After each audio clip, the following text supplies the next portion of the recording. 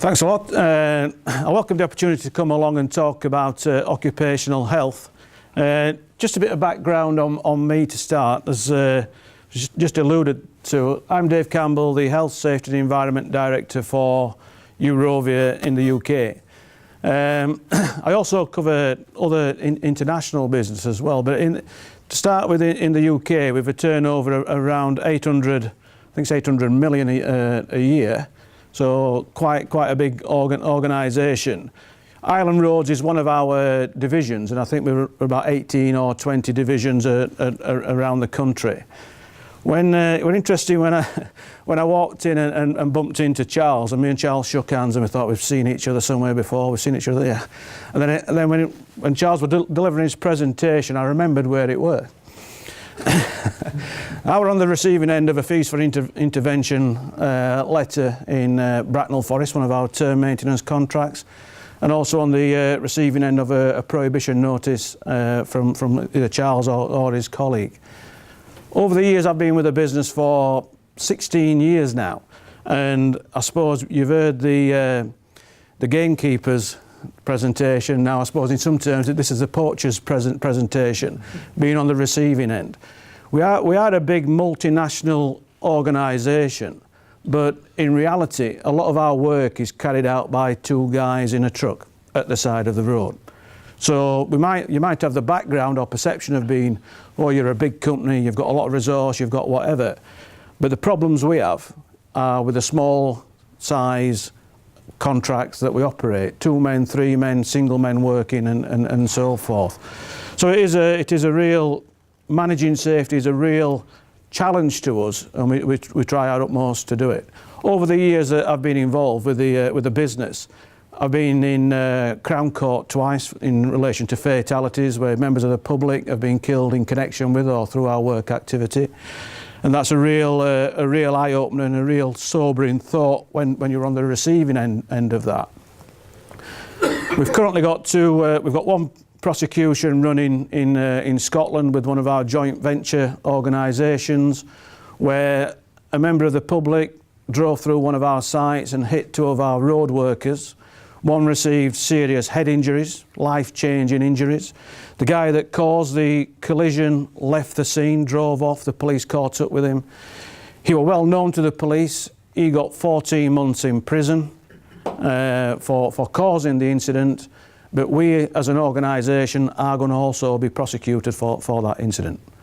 So the police are taking action against the individual that caused the incident, but following the investigation from the HSE, our paperwork, our documentation, our management of risk was seen to be inadequate, and prosecutions will follow.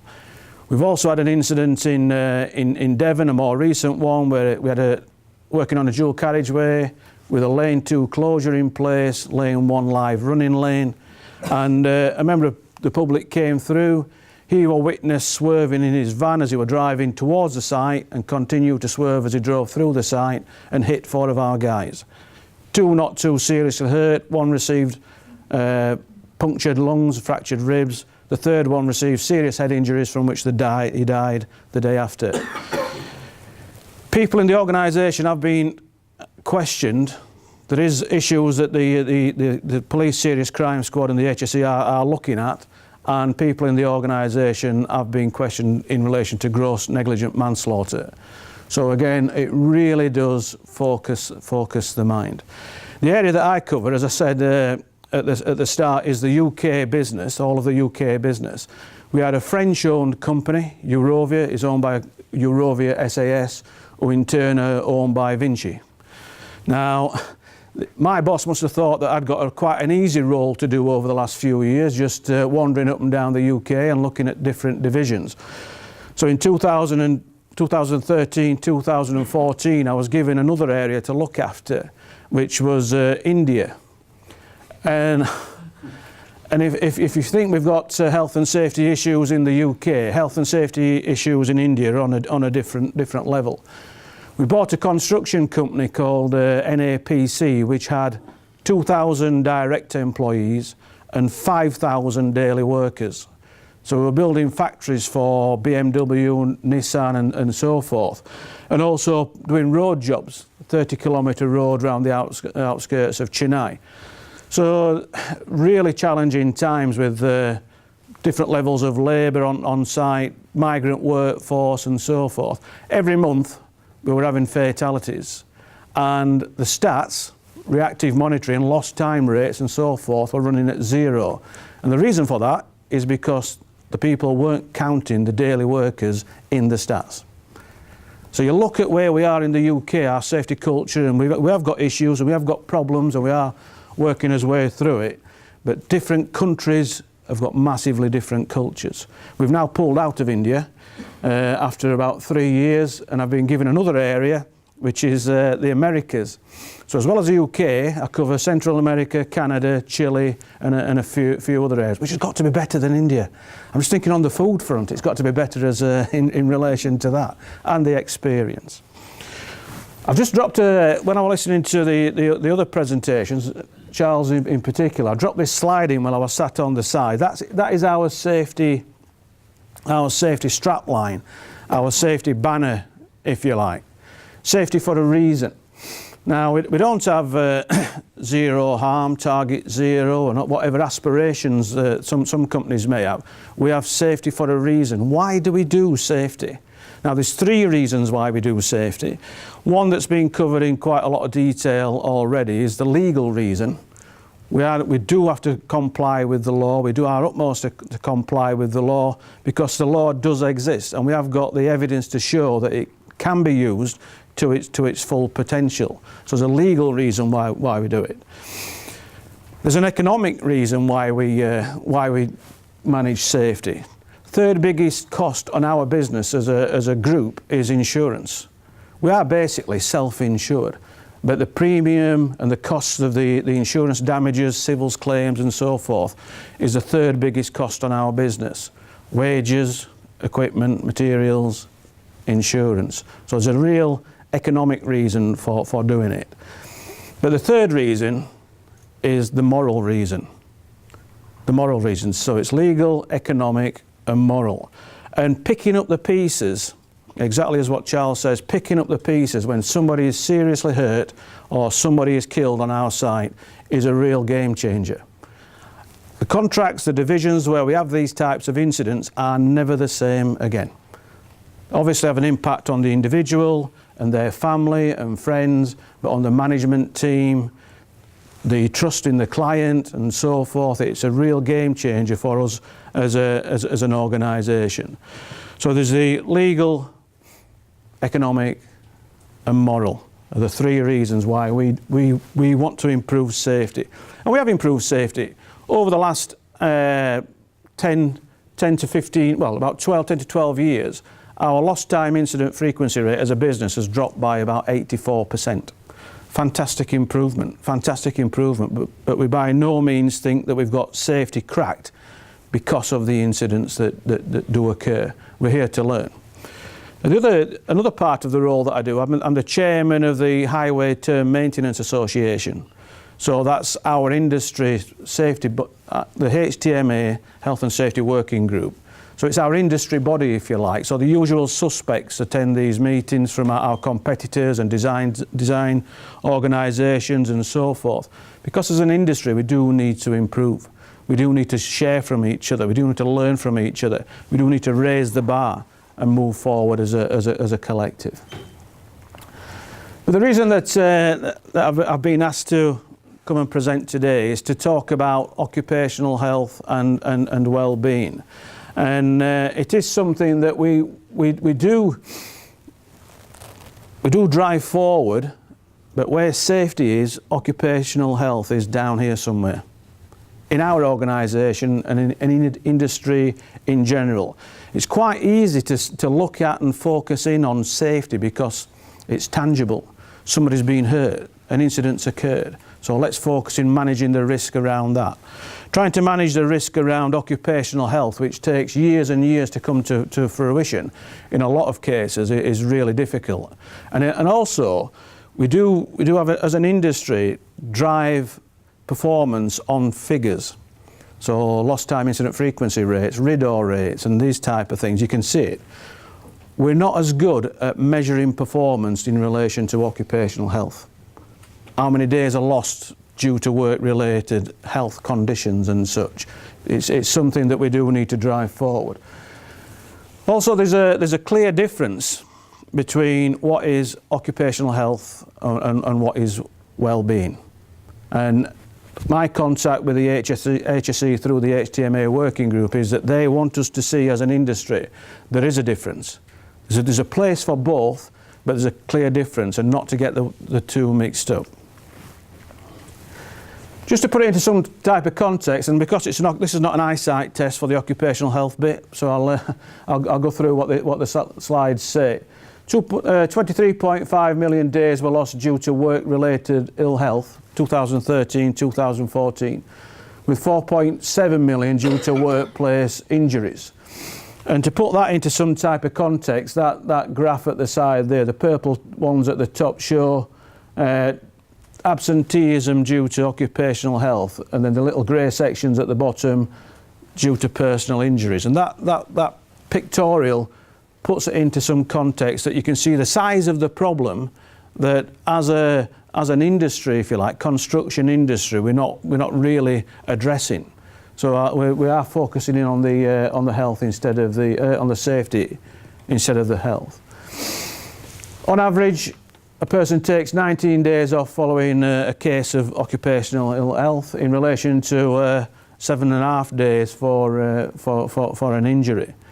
So again, when you're trying to replace that resource, when it has an impact on your bottom line, when you're trying to get the job done, knowing that most time, or a lot more time, is lost due to occupational health is important to us. And the main categories are set out there.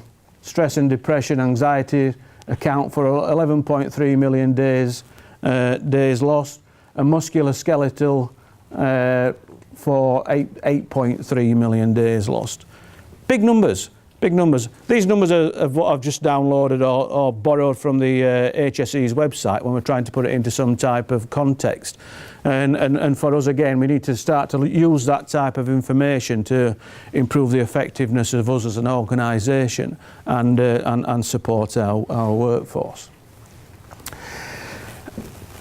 What has been said already is that, and we've been told, the HSE at the end of January next year will be inviting CEOs and managing directors of organisations along to this workshop to relaunch, to revitalise occupational health. And what we've been told is that we need to stop whispering health and shouting safety. See them both as equal importance and find out what we can do to address that situation. Occupational health being the one that is enshrined, if you like, or driven by the RIDO regulations, reporting of injuries, diseases and dangerous occurrence regulations. And over the years, I mean, being quite open, us as an organisation, we were better when the priority appeared to be in that sphere, if you like, than what we are now. And what I mean by that is, at one point, going back about 8 years, I notified a lot of cases of people with vibration white finger as a RIDO reportable in industrial disease. Because of the nature of our business, we were changing contracts, changing divisions, our turnover changed. So when we won a new contract, Kent, Cambridge, Wiltshire, or wherever it may be, we did occupational health surveillance as the guys came across, and then notified on the basis of that on the Stockholm scale for vibration. It's gone really quiet over the last few years. I've not done a RIDO notification for an occupational disease for a number of years now, and I'm looking at myself and our organisation to find out why is that. Is it because we've changed the occupational health provider? Is it because the problem's solved, which I doubt? Is it because we're not finding out? So a main driver, occupational health in relation to RIDO. Other aspects in relation to occupational health are the impact on noise-induced hearing loss, as we touched on earlier, musculoskeletal problems and so forth. So it's a big sphere. It's a big topic that we need to cover and need to come to terms with. Not just the reporting side of it, but the other aspects around it and where does that fit in. Over the last few years, an area that we have strengthened and we have got more, we have raised the profile of it really well is well-being. The well-being of our workforce. For the last 5 years, the pinnacle point of our message has been through a well-being calendar. So we produce a calendar each year and we cover topics in relation to well-being as well as occupational health aspects as well. And as this has come to fruition, we've gone deeper with it. And rather than just some topics that are quite fluffy or friendly, if you like, along the top, we've gone deeper and raised awareness of things like cancers and other really serious medical condition. And each month we send, when the next theme for the month comes along, we will send out posters, we will send out toolbox talks, we will send out as much relevant information as possible to raise the profile on a certain topic to make people aware, make people understand what the possible symptoms are and see if we can help educate people in that way. So again, there's a wide scope of topics to cover. And it's how deep or how far do you want to take it? We're at the point where we're just about to press print on the 2016 wellbeing calendar. We have toned some of the topics down a little bit because you don't want to get too depressed about this, but trying to keep it as varied and as interesting and interactive as possible. But it's one of the cornerstones in the way that we do communicate that message. So the way that we communicate occupational health is in relation to RIDDOR reporting and the hazards associated with the operations on site. Wellbeing is a different topic altogether. It's raising awareness, people's lifestyle changes and so forth.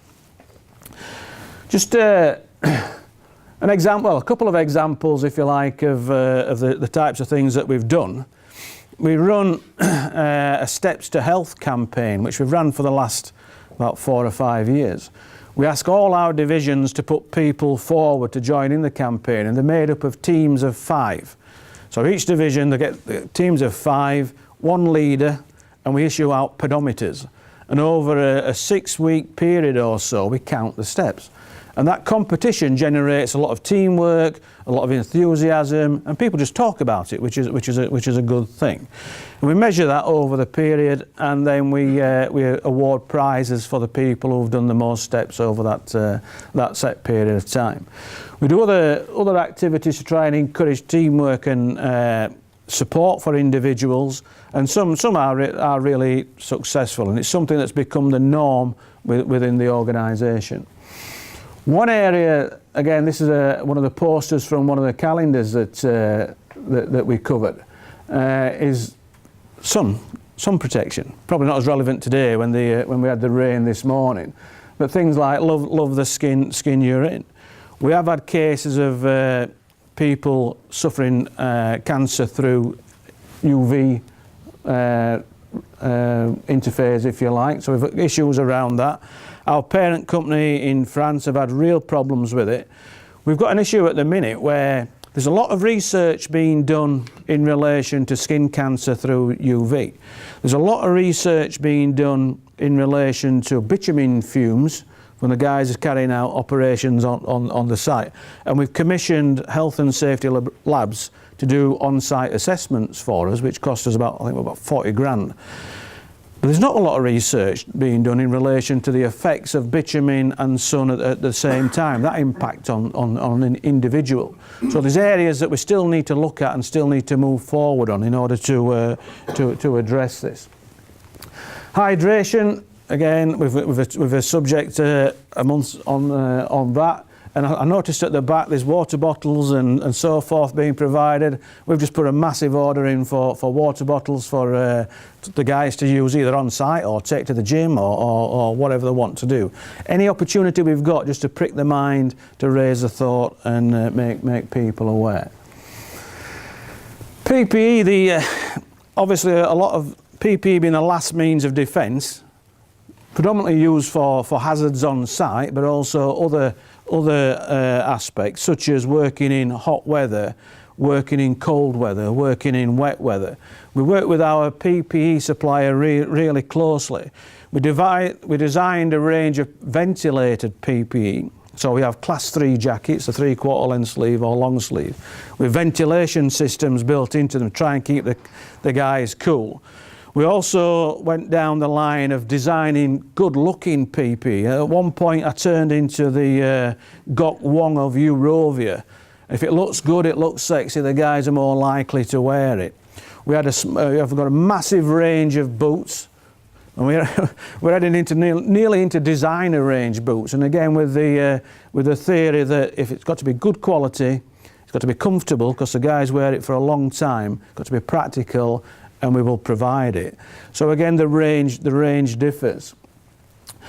We've got issues on in relation to gloves. We've got a massive range of gloves, and I think for me it's important, and it's more or less mandatory that all of our sites, the guys will be wearing gloves. One point that is up for debate at the minute is eye protection. Obviously, eye protection when using equipment that causes a risk. So there's a risk of being hit in the eye by something. But we're at a point now where we're making a decision as a group. Do we have 100% eye protection all the time on all the sites? And the reason for that, we had a guy working on the M6 who was just walking down the site, one of our subcontractors on the M6, and a rock came from somewhere, and we don't know where it's come from, about the size of a fist, and hit him in the eye. So it's either being flicked out off the back of a truck or from in between the tyres or wherever and hit him. We've also had less serious cases of people having dust in their eye and that type of stuff as they've been working on our site. So we're at quite an interesting point where this debate is being thrashed around. Safety for a reason. Do we change it? Do we leave it as it is? Do we manage the risk more effectively on individual sites, or do we mandate a mandatory requirement? So there's no expense spared really on the PPE front, and it does add value to what we do.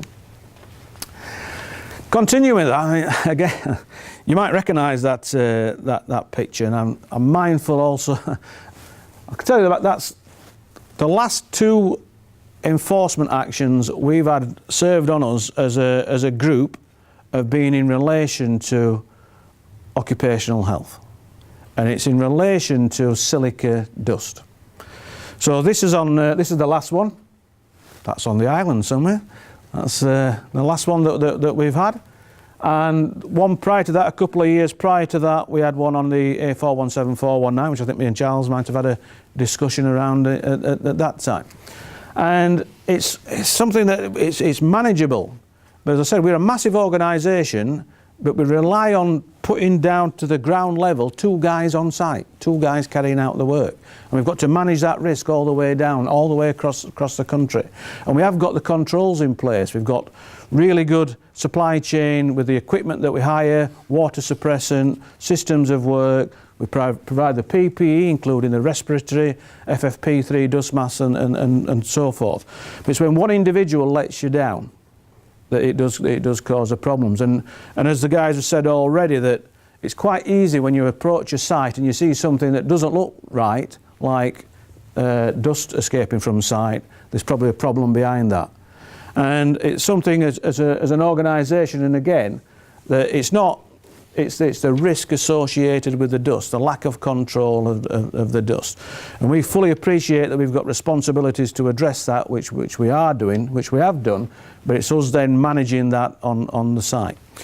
The one a few years ago was quite an interesting one, where the dust was escaping from site, and when the HSE stopped and had a look, it was the supervisor that were doing the cutting. So the supervisor had moved the guys away because there was an issue with the piece of kit, and he were doing the cutting.